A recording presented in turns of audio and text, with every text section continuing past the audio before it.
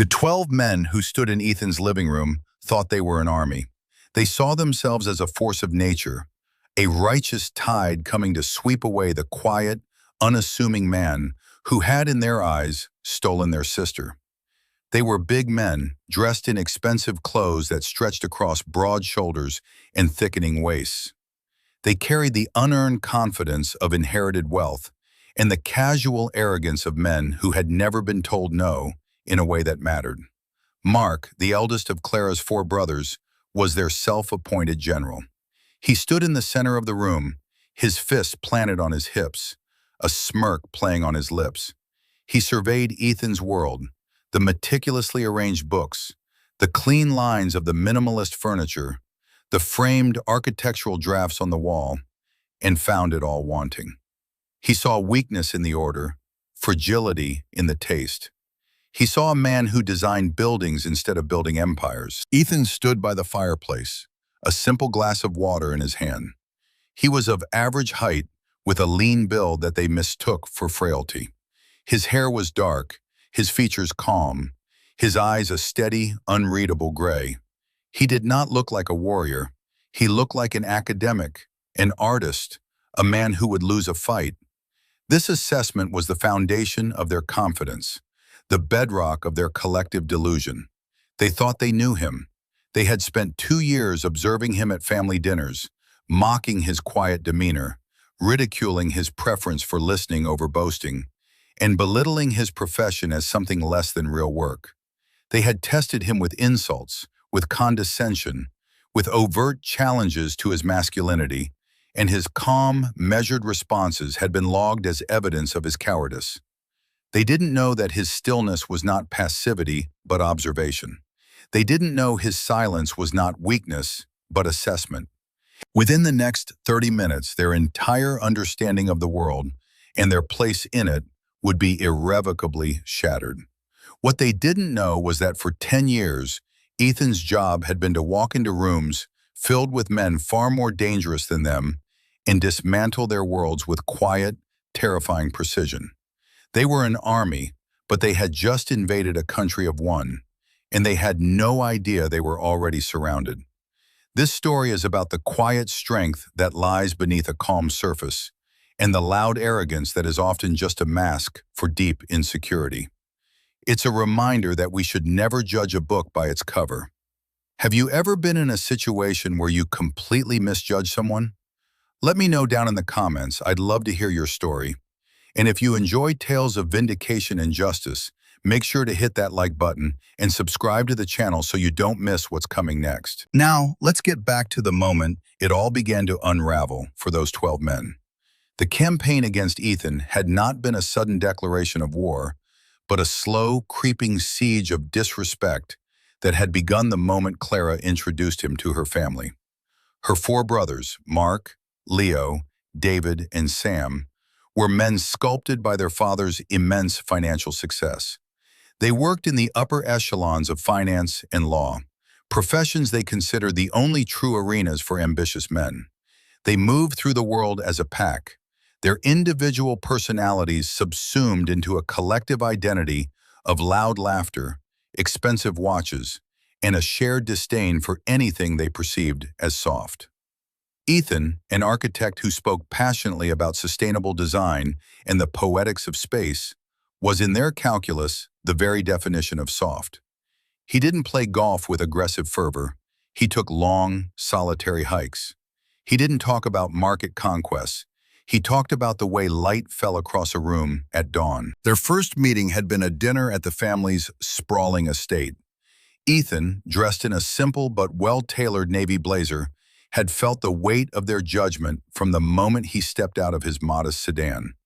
The brothers, all in attendance, circled him like sharks, their questions not inquiries, but interrogations.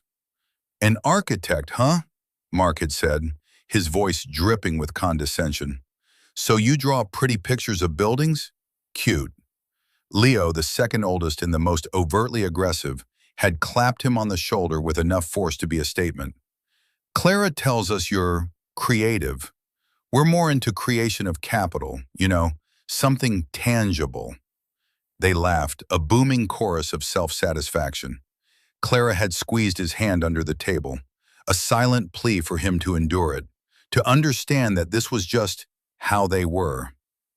Ethan remained polite, answered their questions with a calm dignity that seemed only to infuriate them more. They wanted a reaction. They wanted him to get angry, to defend himself, to engage in their game of verbal dominance. When he refused, they saw it not as strength, but as a lack of spine. The wedding, a year later, was an exercise in sustained humiliation. During his best man speech, Mark had joked about Clara finally having someone to help her decorate the house, a jab at Ethan's profession and perceived effeminacy.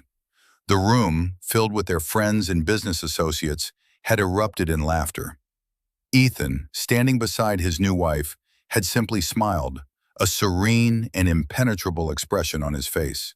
He watched Clara, saw the flush of shame on her cheeks, the way she avoided his gaze. She was trapped between the family she was born into and the man she had chosen. Her silence was a concession to her brother's power, a small betrayal that planted a seed of sorrow in the foundation of their new life together. Later that night, as the reception wound down, Leo, drunk and belligerent, cornered Ethan by the bar. "You better take care of her, you hear me? She's used to a certain lifestyle. Don't expect her to be happy living in one of your little minimalist boxes." Ethan had simply looked at him, his gray eyes holding Leo's drunken gaze, until the bigger man grew uncomfortable and looked away, muttering a curse. What none of them knew was what Ethan did late at night, in the quiet solitude of his home office, after Clara had gone to sleep. He wasn't brooding. He wasn't nursing a wounded ego. He was working. Beside his state-of-the-art computer, where he designed elegant, award-winning structures, lay a simple, unadorned leather journal. It was old, its cover softened with years of use. Inside, written in a precise, block-lettered hand, were not sketches or architectural notes, but names, dates, and connections. It was a habit forged in another life, in places where information was ammunition, and understanding the enemy's network was the key to survival. With the quiet, methodical patience of a master strategist, he began to map their world. Mark's aggressive investment firm, Leo's high-risk trading habits, David's law firm and its ethically questionable clients, Sam's teetering real estate ventures. He traced their connections, their dependencies, their vulnerabilities. He used publicly available information, financial reports, social media footprints, and news archives. He was a ghost, moving silently through the digital architecture of their lives, seeing the structural flaws they thought were hidden from view. He did it not out of anger, but out of a cold, clear-eyed sense of self-preservation. They had declared a war of attrition on his peace and his marriage. They just didn't know he had already prepared the battlefield. The escalation came, as Ethan knew it would, during a period of vulnerability. A large-scale project he had been developing for over a year, a new city art museum, had its funding abruptly frozen due to a shift in municipal politics. It was a professional setback, a temporary one, but the news reached Clara's family and they treated it like a fatal blow. Mark seized the opportunity. He called a family dinner at a posh, exclusive restaurant, the kind of place with more waiters than patrons, designed to make people feel either powerful or insignificant. Ethan, knowing what was coming, agreed to go. The ambush was immediate. Before the appetizers had even arrived, Mark leaned forward, his face a mask of false concern. "Clara, darling, we're worried," he began, ignoring Ethan completely. "We heard about Ethan's little project falling through. It's a tough world out there. You need a provider, someone stable, not someone whose income depends on the whims of some city council committee." Leo chimed in, his voice loud enough for the surrounding tables to hear. "It's about being a man, Clara. A man provides. He doesn't just hope for the best. He takes what he wants. He builds an empire, not a sandcastle." David, the lawyer, added a veneer of cold reason. It's a matter of financial security. Sentiment is fine, but it doesn't pay the mortgage on a house in this neighborhood. Sam, the youngest, just nodded along, a loyal foot soldier in his brother's army. They dissected Ethan's career, his character, his worth as a man, all while he sat beside his wife, slowly cutting his steak. He didn't look at them. He looked at Clara. He saw the conflict in her eyes, the desperate wish for the floor to swallow her whole. She wanted to defend him. He knew she did. But the weight of her family's expectations, a lifetime of being conditioned to their authority, paralyzed her. She remained silent, her fork frozen over her plate. Her silence was the loudest sound in the room. Finally, after they had exhausted their talking points and sat back, smug and satisfied, Ethan dabbed his lips with his napkin. He placed it beside his plate and looked at Mark, his gaze direct and unnervingly calm. "You're right, Mark," he said, his voice even and measured. "I see things differently." The simplicity of the statement wrong-footed them. They had expected an argument, a defense, a display of anger. His calm agreement felt like surrender. They mistook his strategic concession for defeat. A triumphant smirk spread across Mark's face. He thought he had broken him. He thought he had won. Ethan continued, his voice soft but carrying a strange weight. "You see the world as a battlefield, a place to conquer. You build empires of money. I build places for people to live, to learn, to find quiet. We have different definitions of value." He then turned to Clara, his eyes softening. "Are you ready to go?" he asked gently.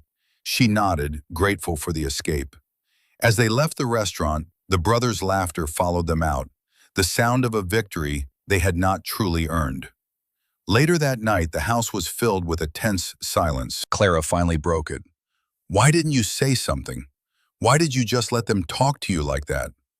Her voice was a mixture of frustration and guilt. "You just agreed with them." Ethan turned from the window where he had been looking out at the city lights.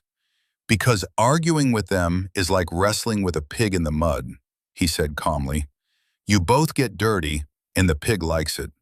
There was nothing to be gained by lowering myself to their level." "So you just give up?" she asked, her voice trembling. "You let them win?" He walked over to her and gently took her hands. "Clara, this isn't a game to be won or lost over dinner. This is about our life, and I will never give up on that." He didn't tell her about his research. He didn't tell her about the plan that was solidifying in his mind. He just held her hands until her trembling stopped. After she went to bed, he walked into his office. He picked up his phone and made a call to a number he hadn't dialed in years. A gruff, familiar voice answered on the first ring. "It's been a while, Commander," the voice said. "It has been," Ethan replied. "I need some information, the kind we can't find on Google." He spent the next hour on the phone, his voice low and steady, outlining a request for discreet, deep-level intelligence on several financial firms. When he hung up, he looked at the leather journal on his desk. The battlefield was now fully prepared. The enemy just hadn't realized the war had already begun. The quiet before the storm lasted for 3 days. During that time, an unnerving calm settled over the house. Ethan went about his days with a focused tranquility that Clara found both comforting and deeply unsettling. He worked on a new design proposal, his hand moving across the paper with fluid certainty. He cooked dinner, he read in the evenings, he did all the normal things a person does, yet there was an undercurrent of immense, coiled energy about him. It was the calm of a deep ocean, placid on the surface, with powerful, unseen currents moving below. Clara, meanwhile, was a wreck. Her phone buzzed constantly with texts and calls from her brothers. They were triumphant, convinced they had finally shown her the truth about her husband. "He's weak, Clara. He admitted it himself," Mark's text read. "It's time to come home. We'll take care of you," Leo urged. They were planning their final move. They told her they were coming over on Friday night to talk to Ethan, man to man, and to help her pack her things. It was not a request. It was a declaration. She approached Ethan on Friday afternoon as he was trimming the bonsai tree on their balcony, his movements precise and meditative. "They're coming tonight," she said, her voice barely a whisper. "All of them. And they're bringing some of their friends." Ethan snipped a tiny branch and didn't look up. "I know. What are we going to do?" she asked, her hands twisting the fabric of her shirt. They're so angry. They think you're going to just let me leave." He finally turned to look at her, his gray eyes holding hers. There was no fear in them, no anger. There was something else, something she couldn't name, a profound and absolute certainty. "Clara, what do you want?" he asked, his voice soft. The question hung in the air between them, heavy with the weight of 2 years of her silence. She looked at this calm, quiet man who had endured so much humiliation for her sake, and then thought of her loud, domineering brothers. The choice, which had always seemed so complicated, suddenly became brutally simple. "I want them to stop," she said, tears welling in her eyes. "I want them to leave us alone. I want to be your wife, and I'm so sorry I haven't been." He nodded slowly, a deep understanding passing between them. "Then let them come," he said. "It's time this was finished." He then asked her to do something that seemed strange. He asked her to go to her sister's house for the evening. "But I should be here, with you. I need to stand up to them." "You will," he assured her, "but not tonight. Tonight is for me and them. This is something I have to do alone. Trust me." Reluctantly, she agreed. After she left, Ethan began to prepare the house. He didn't board up the windows or lock the doors. He did the opposite. He opened the space up. He moved the large coffee table from the center of the living room to the side, creating a wide, open floor. He adjusted the lighting, making it bright and even, with no shadows. He placed a single, straight-back chair in the very center of the room. It looked less like a home and more like a stage, or an interrogation room. He went into his office and took the old leather journal from his desk, placing it on the mantelpiece above the fireplace. He then sat in the armchair by the window, the one that gave him a clear view of the street, and waited. The sun began to set, casting long shadows across the city. The quiet in the house was absolute. It was the waiting he knew best, the charged silence before the breach, the deep breath before the world explodes. The arrival was as subtle as a thunderclap. 3 oversized luxury SUVs pulled up to the curb, their engines rumbling with ostentatious power. Doors opened, and 12 men spilled out onto the quiet suburban street. The 4 brothers led the way, their 8 friends forming a phalanx behind them. They were a mix of traders, lawyers, and business executives, men accustomed to intimidating others through sheer force of presence and volume. They stomped up the walkway, their expensive shoes crunching on the gravel, the sound echoing in the twilight stillness. Mark didn't bother to knock. He simply turned the handle and pushed the door open, striding into the house as if he owned it. The others followed, crowding into the foyer and then spreading into the living room, a wave of hostile energy and the faint scent of expensive cologne. They found Ethan not cowering in a corner, but standing calmly in the center of the open space he had created, waiting for them. He hadn't moved from his spot by the fireplace. He looked at them, his eyes moving from face to face, not with fear, but with a calm, unnerving methodology. He was counting them. He was assessing their posture, their positions, the way they held their hands. He was cataloging threats. "Ethan," Mark boomed, his voice echoing in the minimalist space.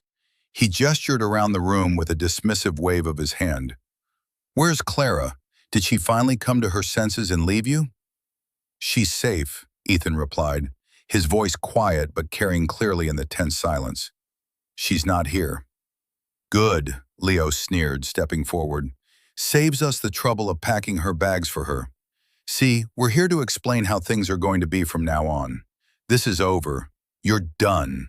You're going to sign whatever papers our lawyer drafts up. You're not going to contest a thing, and you're going to walk away from our sister's life. Understand?" The other men murmured in agreement, a low growl of masculine solidarity. They shifted their weight, cracked their knuckles, and smirked. They were enjoying this, the feeling of overwhelming power, of a dozen against one. They were expecting him to plead, to argue, to show some sign of fear. Instead, Ethan's expression remained unchanged. He gave a slight, almost imperceptible nod. "I understand what you want," he said, "but you seem to be operating under a number of false assumptions." Mark laughed. "Oh yeah? And what's that? That you're a man?" Ethan's gaze settled on Mark, and for the first time, the calm in his eyes was replaced by something else, a flicker of cold, hard light. "The first assumption," he said, his voice dropping slightly, becoming more focused, "is that you are in control of this situation." He took a single step forward, a small movement that somehow commanded the entire room's attention. "The second is that you have any idea who I am." The shift in the room was subtle at first, a change in atmospheric pressure. Ethan didn't raise his voice. He didn't adopt a threatening posture. But the quality of his presence had changed. The quiet academic was gone, and in his place was something older, harder, and infinitely more dangerous. He began to speak, and his voice was the calm, clear tone of a man delivering a final briefing. "For 2 years I have listened to you," he began, his eyes locked on Mark. "I have sat at your tables and endured your insults. I have allowed you to believe I am weak because it was easier for Clara, and because I believed that, in time, you might see the man she chose, not the caricature you invented." He then began his list of grievances, a devastatingly precise catalog of their disrespect. He looked directly at Leo. "On August 14th, at my own wedding rehearsal dinner, you called my life's work a hobby for people who can't handle the real world. You questioned my ability to provide for your sister." He turned to David. "On Christmas Eve, you joked that my quiet nature was a sign of having nothing important to say. You advised Clara to find a partner with more ambition." He went through them one by one, recalling specific dates, locations, and the exact words they had used. The men's smirks began to falter. This wasn't the reaction they had expected. He wasn't angry. He was clinical. He was reciting a ledger of debts. "You've judged me on the narrow, brutish metrics of your own world. The size of a bank account, the volume of a voice, the aggression of a handshake," Ethan continued, his voice steady.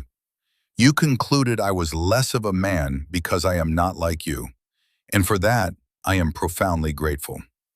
He paused, letting the silence stretch. The men shifted uncomfortably. The script had been flipped. They were no longer the inquisitors, they were the accused. Mark, trying to regain control, took a menacing step forward. "We're not here for a lecture. We're here to end this." "I know why you're here," Ethan said, not taking his eyes off Mark. "But the time for talking is over." And then he delivered the quiet bomb. "Let's talk about something tangible instead, Mark. Let's talk about the off-books shell corporation, North Star Holdings, you've been using to launder investments from a certain Eastern European oligarch currently under federal sanctions." The name of the corporation, so specific, so secret, landed in the room like a grenade. All color drained from Mark's face. He froze mid-step, his mouth slightly agape. The bravado vanished, replaced by pure, undiluted panic. How do you know that?" he stammered. Ethan's gaze moved to Leo. "Or perhaps we could discuss the $750,000 you lost on a bad options trade 2 months ago.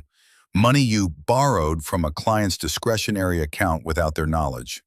I believe the SEC calls that embezzlement. The client, a Mr. Alistair Finch, would be very interested to hear about it." Leo staggered back as if he'd been physically struck. The other men looked at each other, their confident expressions melting into confusion and fear. This quiet architect knew their deepest, most ruinous secrets. As their shock and disbelief curdled into anger, Two of the friends, bigger and more impulsive than the rest, decided to resort to the only form of power they truly understood. They lunged at Ethan. They never had a chance. Ethan's movement was a blur of brutal efficiency.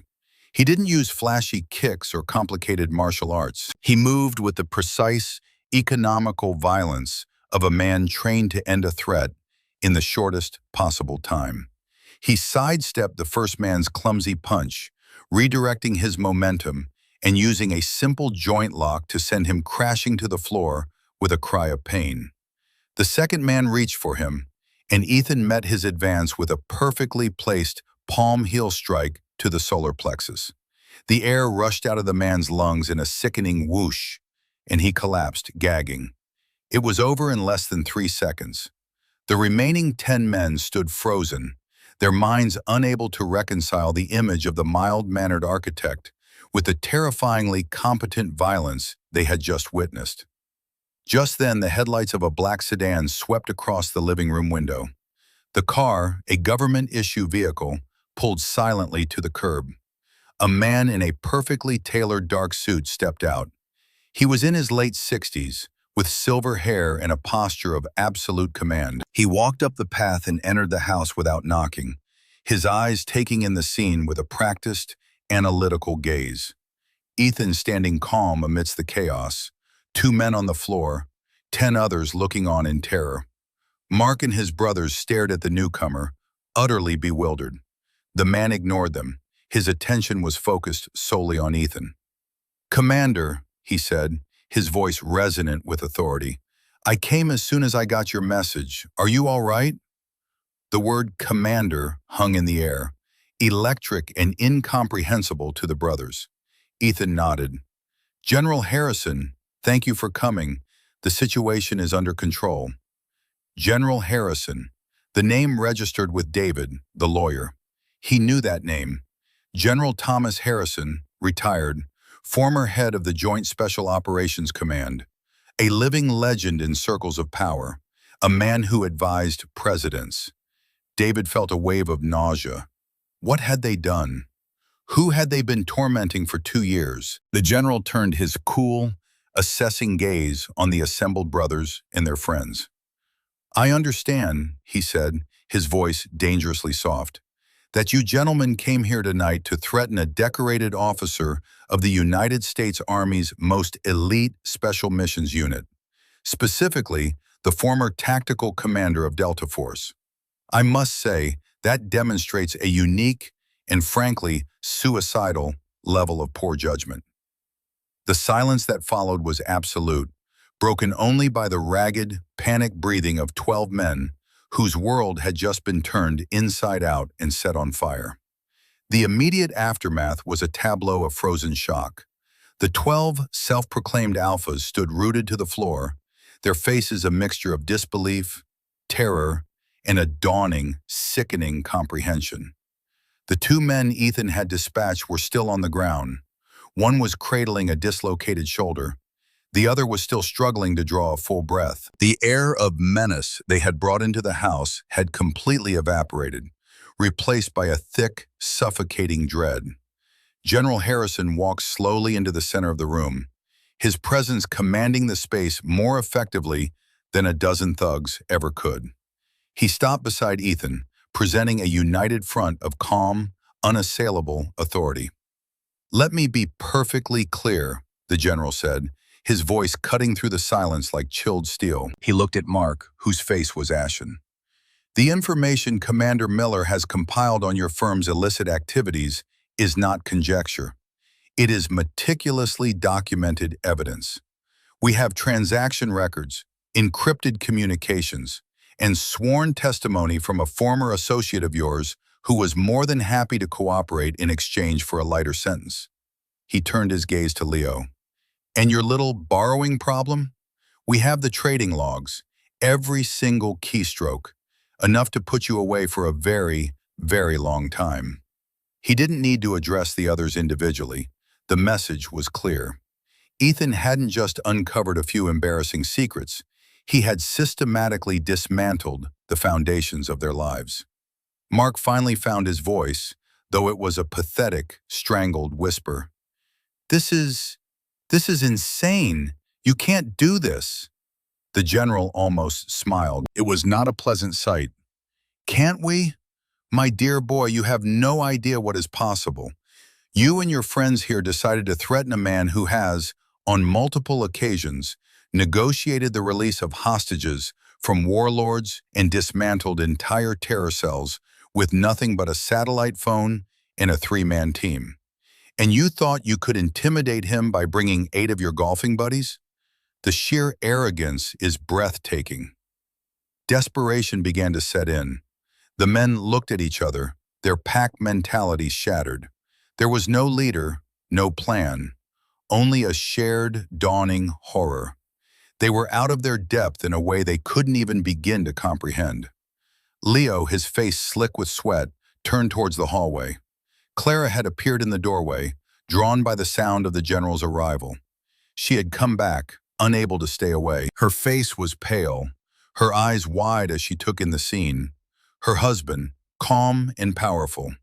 A 4-star general standing beside him. Her brothers, broken and terrified.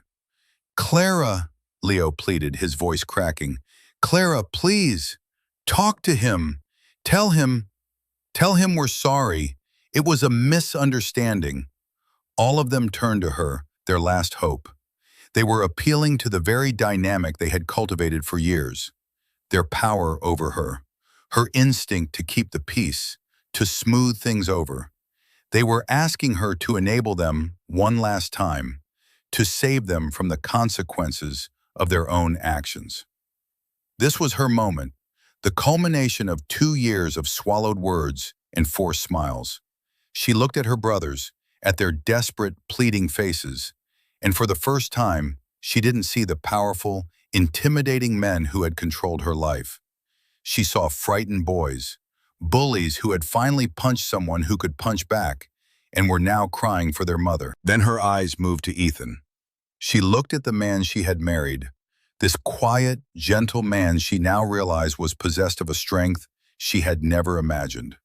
A strength not just of body, but of character. The strength to endure, to protect, to act with precision and principle when pushed too far. All the love and respect she felt for him, mingled with a profound shame for her own weakness, swelled within her. She walked past her brothers without a word and stood beside her husband. She reached out and took his hand, her grip firm and steady. She faced her family, and the voice that came out was not the hesitant, placating one they were used to. It was clear, strong, and unwavering. "No," she said, "there is no misunderstanding. You did exactly what you intended to do. You came here to hurt my husband. You came here to destroy my marriage. For 2 years you have treated him with nothing but contempt, and I stood by and let you. That ends tonight." She squeezed Ethan's hand. "I will not ask him for anything. Whatever happens now, you have earned it." Her words were a verdict. The last door of their escape had just been slammed shut and locked. The general, seeing his part was played, gave Ethan a slight nod. "My people have the files, Commander. They await your instructions." He turned to the stunned group. "I would advise you all to go home. Find the best lawyers you can afford. You're going to need them. And pray that Commander Miller is feeling merciful.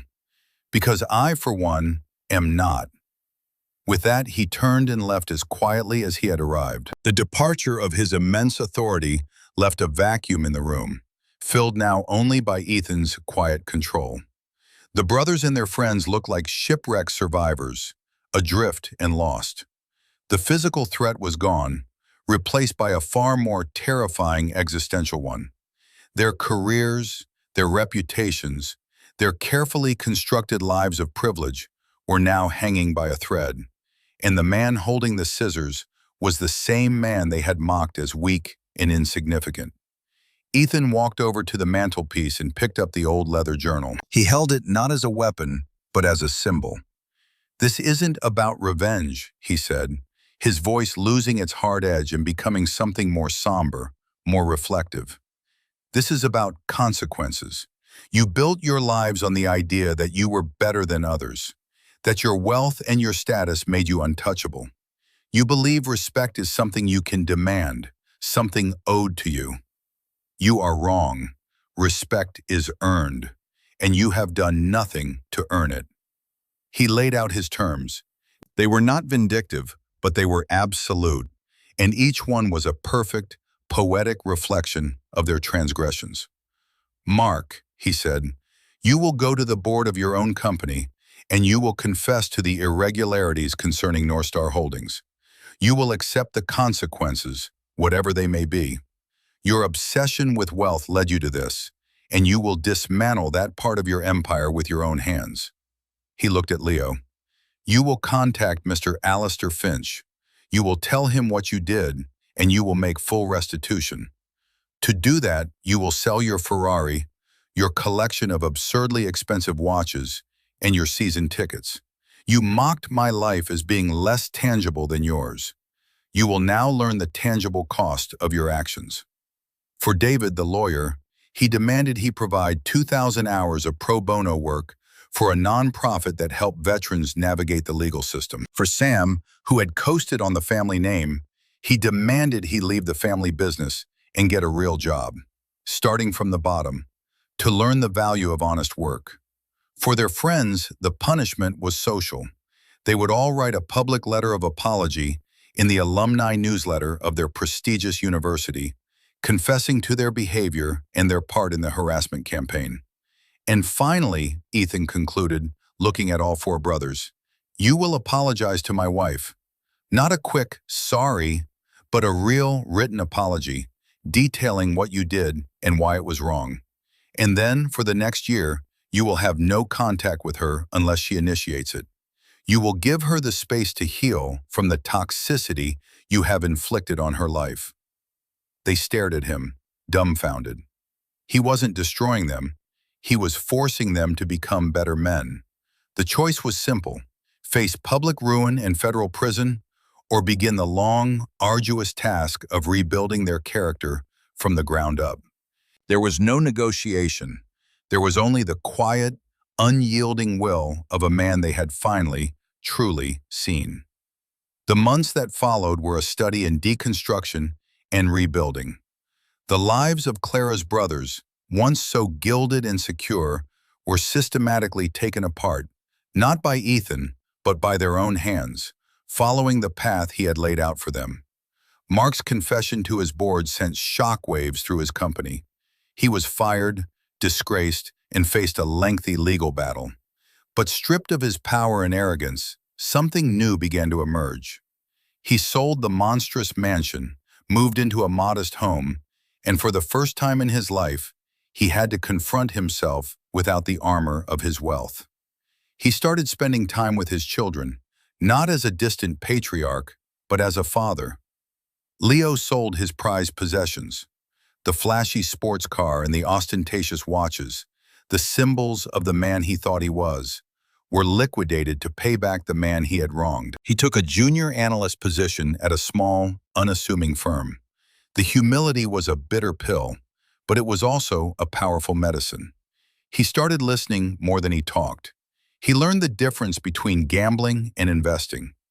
Clara received 4 long, handwritten letters. She and Ethan read them together. They were raw, painful, and deeply remorseful.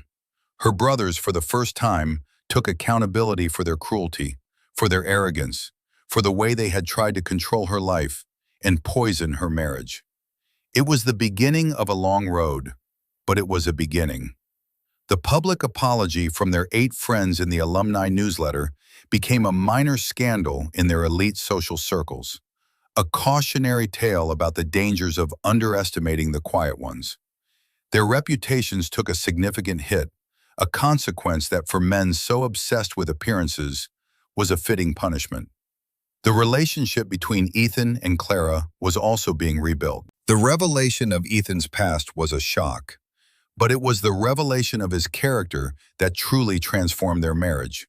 They entered counseling, not because their love was in question, but because their communication had been built on a foundation of secrets and silences.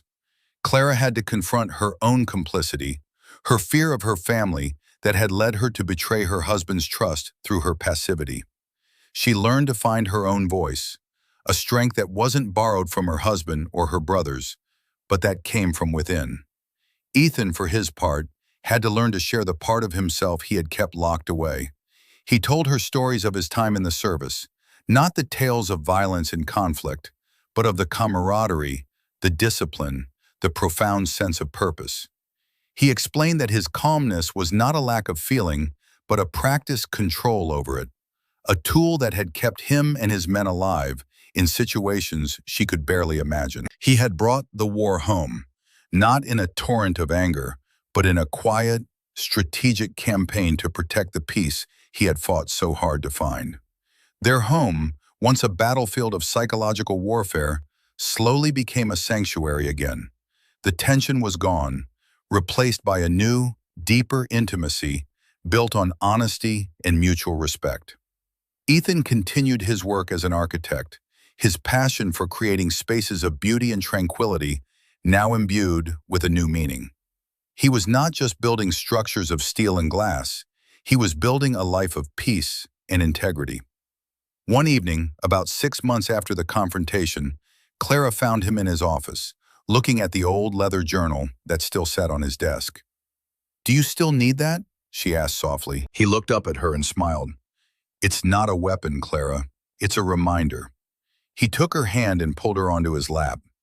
"It's a reminder that the strongest foundations are built on truth, and that every structure, whether it's a building or a person's life, has points of stress and vulnerability. The key is to know where they are, and to make sure your own are reinforced with integrity." A year to the day after the confrontation, Ethan and Clara hosted a small barbecue in their backyard. The guests were a mix of their friends, and for the first time in a year, her brothers. They had been invited by Clara, a tentative step towards a new kind of family. The change in them was palpable. They were quieter, more thoughtful. Mark arrived not in a luxury SUV, but in a sensible family sedan, with his kids in tow.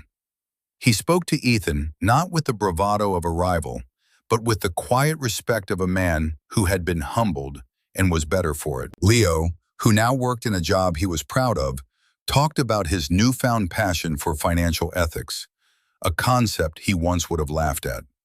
The power dynamic had been permanently and irrevocably reset. Ethan was no longer the outsider to be tested and ridiculed. He was the quiet, unshakable center around which they all now orbited. He didn't gloat. He didn't say, "I told you so." He simply treated them with a polite, dignified grace, the same grace he had shown them when they were at their worst. That, more than anything, was a testament to his strength. Later that evening, as the sun set and the fireflies began to dot the twilight, Ethan stood by the grill, watching his wife laugh with her brothers. It wasn't the loud, forced laughter of their past, but something softer, more genuine.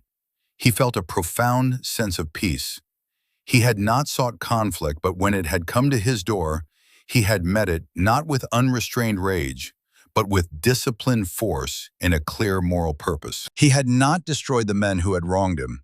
He had given them a chance to rebuild themselves. He had protected his home, healed his marriage, and in doing so, had shown everyone what true strength really looks like.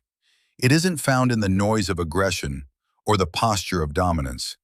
It is the quiet, unyielding integrity of a person who knows exactly who they are, who understands the value of peace, and who possesses the formidable ability to defend it when necessary.